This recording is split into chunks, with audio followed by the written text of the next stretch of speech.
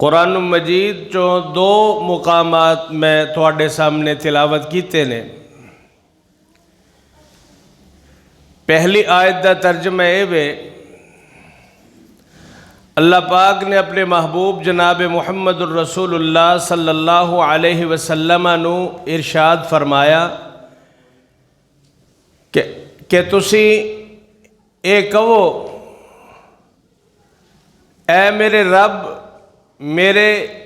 علم نو بڑھا دے، میرے علم نو زیادہ کر دے۔ قل رب زدنی علما، کہہ دیجیو اے میرے پیارے پیغمبر، اے میرے رب میرے علم دے اندر اضافہ فرما دے۔ اور پھر رب تعالیٰ نے ارشاد فرمایا سورہ زمر آیت نمبر 9، هل يستوي الذين يعلمون والذين لا يعلمون،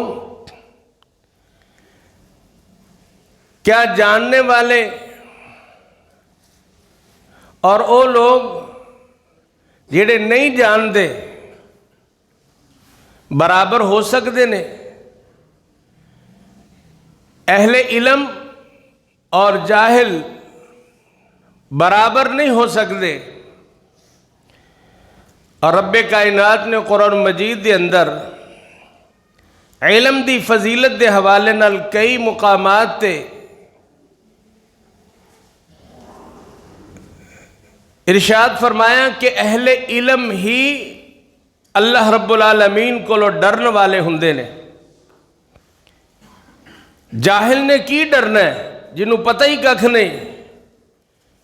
نہ جنہوں معرفت الہی ہے، نہ جنہوں اپنی معرفت ہے،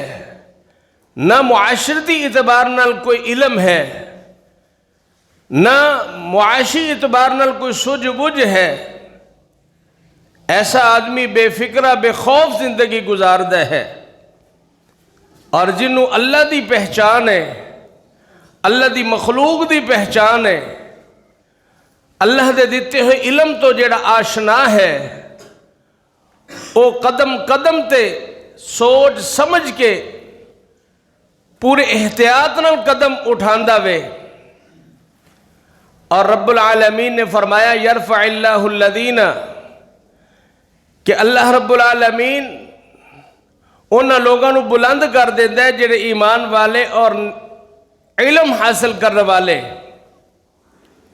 علم دی بدولت اللہ رب العالمین انسان دے درجے اور مقام نو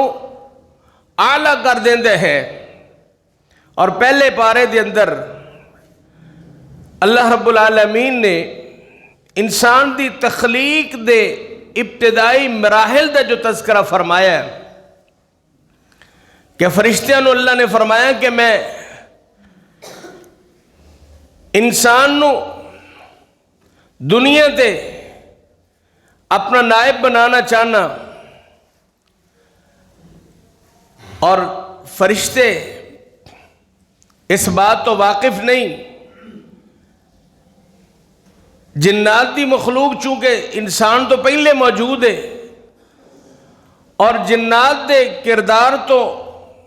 کچھ آگاہی ہے فرشتیاں نو، انہاں نو بنیاد بنا کے کہندے نے اللہ کہ تو ایسی مخلوق بنائے گا کہ جیڑی ایتھے فساد کرے، فتنے کرے اور خون ریزیاں کرے۔ اللہ رب العالمین نے فرمایا جو میں جاننا ہاں اور تسی نہیں جان دے۔ اور نال ہی اللہ رب العالمین نے جناب آدم علیہ السلام نو اپنے ہتھاں نال کڑ کے آدم علیہ السلام دے اندر روح پھونکی، اور خالق کائنات نے بنی نو انسان دے باپ حضرت آدم نو زندگی بخشی،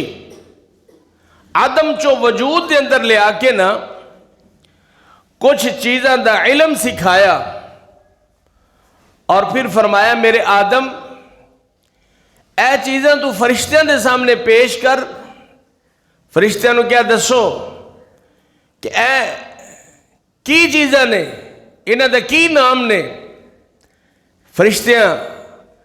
فوری اللہ دی تشبیح بیان کر دے کہ اللہ سانو تے صرف اونا ہی پتہ ہے سبحانک لا علم لنا الا ما علمتنا، پاک ہے تو ذات، سانو تے کچھ نہیں پتا اللہ، صرف اینا ہی پتا ہے جنہ تو دس دے میں۔ گویا کہ اللہ نے جناب آدم علیہ السلام نو پیدا کر کے علم دی دولت عطا کر کے فرشتیاں دے اتے مقدم کر دیتا، حالانکہ فرشتے ایسی مکرم مخلوق ہے، محترم مخلوق ہے کہ جڑی ایک پل اور پلک جھپکنے دے برابر بھی اللہ دی نافرمانی نہیں کر دے۔ تائیں تو نہ کہ اللہ نحن نسبحک ونقدس لک، اللہ سی تیری تسبیح کرنے والے، تیری تقدیس بیان کرنے والے، اللہ پھر بھی انسانوں بنان دا کی مقصد ہے؟ خالق کائنات نے علم دا زیور پہنا کے انسانیت نو عزت اور عظمت عطا فرمائی، اور نبی مکرم علیہ السلام نو اللہ نے پہلی وحی جو عطا فرمائی نا، پہلی وحی دے اندر اللہ نے جڑی تعلیم دیتی ہے، سورہ علق پڑھ کے دیکھو، فرمایا بسم اللہ الرحمن الرحیم اقرأ بسم ربک الذی خلق خلق الانسان من علق اقرأ وربک الاکرم الذی علم بالقلم علم الانسان ما لم يعلم۔ پہلی وحی 5 آیات ٹوٹل اللہ نے علم دی فضیلت اور علم دے بارے اللہ نے پہلی وحی نازل فرمائی، اپنے محبوب نو علم عطا فرمایا۔ علم ایک ایسی روشنی ہے جدے نال انسان دی اپنی زندگی بھی چمک دی ہے اور دوسرے واسطے بھی راہ ہدایت دا ذریعہ بنتا ہے، اور ایسے لیے نبی مکرم علیہ السلام نے فرمایا طلب العلم فریضۃ علی کل مسلم، علم حاصل کرنا ہر مسلمان تے فرض ہے۔ اس علم تو مراد کی ہے دین دا بنیادی علم، طہارت، پاکیزگی، نماز، روزہ، حج، زکوٰۃ اور انسان دے معاملات اور حلال حرام، اور عقیدے دے اعتبار نال عقیدہ الوہیت، ربوبیت، عقیدہ رسالت، عقیدہ ختم نبوت، عقیدہ آخرت، اے بنیادی علم ہر کسے نو حاصل کرنا ضروری ہے، فرض ہے۔ اگر کوئی حاصل کرے گا تو اللہ رب العالمین انہوں شان اور شوکت اور عزت عطا فرمائے گا۔ اگر کوئی نہیں حاصل کرے گا وہ مت سمجھے کہ میں نو پوچھ نہیں ہوئے گی، وقت ہے، سہولت ہے اور علم حاصل نہ کیتا، قیامت والے دن ضرور پوچھ ہوئے گی کہ تم معرفت الہی کیوں نہیں حاصل کیتی، اپنے رب دی پہچان کیوں نہیں حاصل کیتی، دین اسلام کیوں نہیں سیکھا۔ تو میرے بھائیوں، نبی مکرم صلی اللہ علیہ وسلم دا فرمان علی شان ہے، فرمایا من یرید اللہ خیرا یفقہہ فی الدین، اللہ پاک جس بندے نال بھلائی دا ارادہ فرمائے اللہ انہوں دین دے علم دی سمجھ عطا فرما دیندہ ہے۔ جیڑا بندہ دین دی تعلیم حاصل کرتا ہے سمجھو او دیتے اللہ نے پلا کر دیتا ہے، اللہ دی طرفوں دیتے خیر نازل ہو رہی ہے۔ اور علم دین دے حصول دا سب تو بہترین ذریعہ مسجد دے اندر خطبہ جمعہ، مسجد دے اندر لگن والی کلاساں، مسجد دے اندر ہون والے دروس، دیگر مراکز دے اندر ترجمہ و تفاسیر دیاں کلاساں علم دے حصول دا بہترین ذریعہ ہے۔ اور اس تو علاوہ آسان تو آسان سہولتاں علم حاصل کرنے لی موجود نے۔ جس زبان دے اندر کوئی علم حاصل کرنا چاہے، ہر زبان دے اندر آسان علم موجود ہے۔ اور جڑا اس راستے تے چل دے، نبی اکرم صلی اللہ علیہ وسلم نے فرمایا من سلک طریقا فی العلم، جڑا بندہ علم حاصل کرن دے راستے تے چل دے، اللہ رب العالمین اس بندے واسطے جنت دا راستہ آسان کر دیندا ہے۔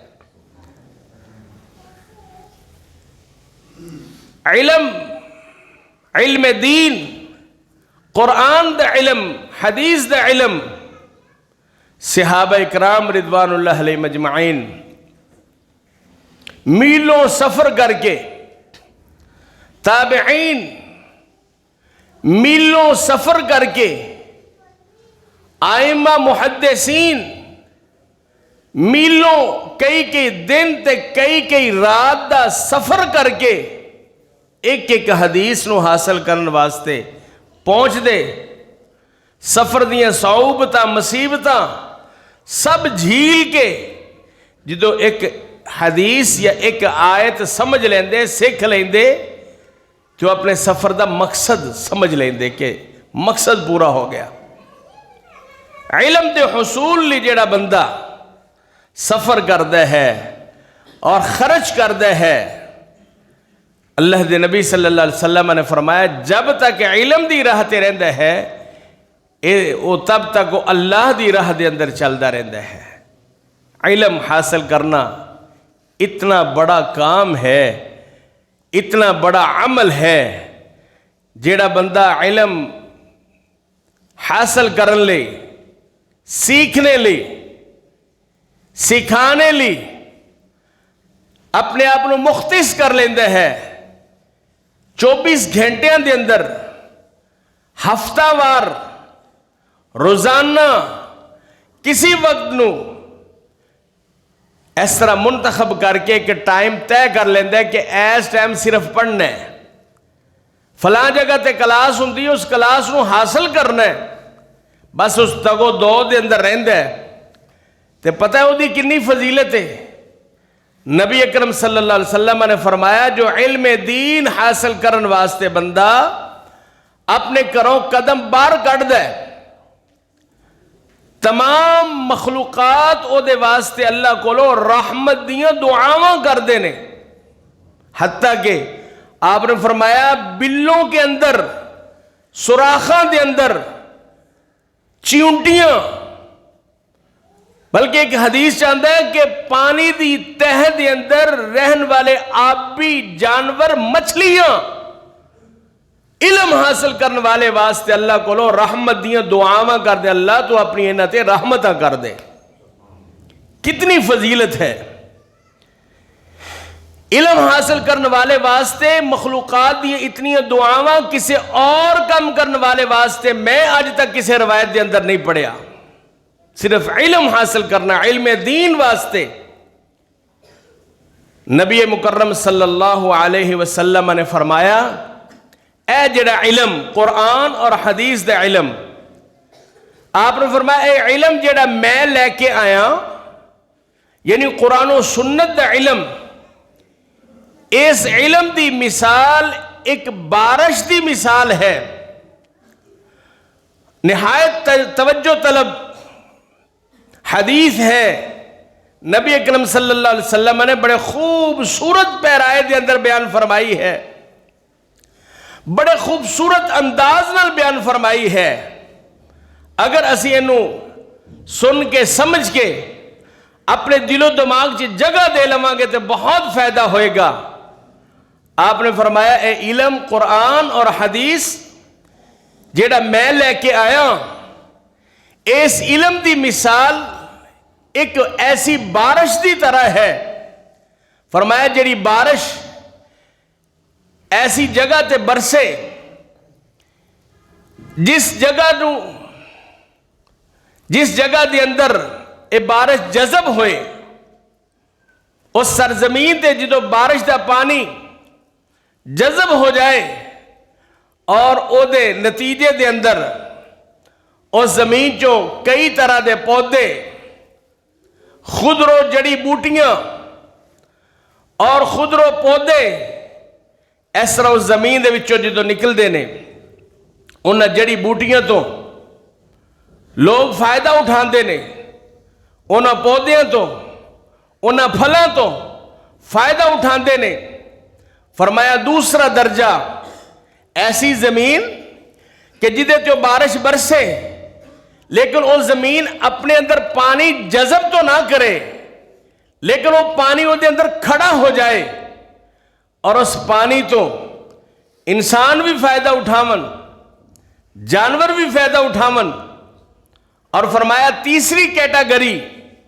ایسی چٹیل زمین نہ تو دے اندر پانی جذب ہوئے نہ ہی وہ دے اندر پانی رکے، بارش برسی اور پانی اس طرح سجے کھبے لے گیا وہ تے کوئی کھڑا نہیں ہویا۔ آپ نے فرمایا سب تو بہترین مثال پہلی مثال ہے کہ جڑے لوگ اس نبوت دی تعلیم تو فائدہ اٹھان یعنی وہ زمین نو پانی خود بھی فائدہ دے پھر او دے وچوں فائدہ اٹھایا جائے، یعنی اس نبوت دی تعلیم نو سب تو بہترین وہ لوگ نے جڑے حاصل کرن انہاں نو بھی فائدہ ہوئے اور پھر انہاں کو لوگاں نو فائدہ ہوئے۔ فرمایا دوسری مثال کہ انہاں نو تے اتنا خاص فائدہ نہیں ہویا، یعنی پانی رکیا ہے جذب نہیں ہویا، لیکن وہ دے تو لوگاں نو فائدہ اٹھایا ہے، لوگاں نے فائدہ حاصل کیتا ہے۔ فرمایا اے دو پہلی مثالاں علم دے حصول والے لوگاں دی بہترین مثالاں نے، اور تیسری مثال ایسی زمین یا ایسے لوگاں دی کہ جنہ دے موجودگی دے اندر علم دین آیا، نہ انہاں خود فائدہ اٹھایا نہ او دے تو لوگاں نے فائدہ اٹھایا۔ اے بدترین مثال ہے تیسری، پہلی دو مثالہ دے اندر کم از کم رہنا ہے۔ نبی اکرم صلی اللہ علیہ وسلم نے فرمایا دنیا ملعون، دنیا ملعون ہے۔ فرمایا دنیا دے اندر جو کچھ ہے ملعون ہے اللہ ذکر اللہ، مگر جس دنیا دے اندر اللہ دا ذکر کیتا جائے یا تعلیم و تعلم دا اہتمام کیتا جائے او دنیا خیر اور بھلائی والی ہے۔ جس دنیا دے اندر یا جس انسان دی زندگی دے اندر صرف دنیا دنیا دنیا ہے فرمایا وہ ملعون ہے۔ ہاں ایسا بندہ کہ جڑا اللہ دا ذکر بھی کردہ ہے، علم بھی حاصل کردہ ہے،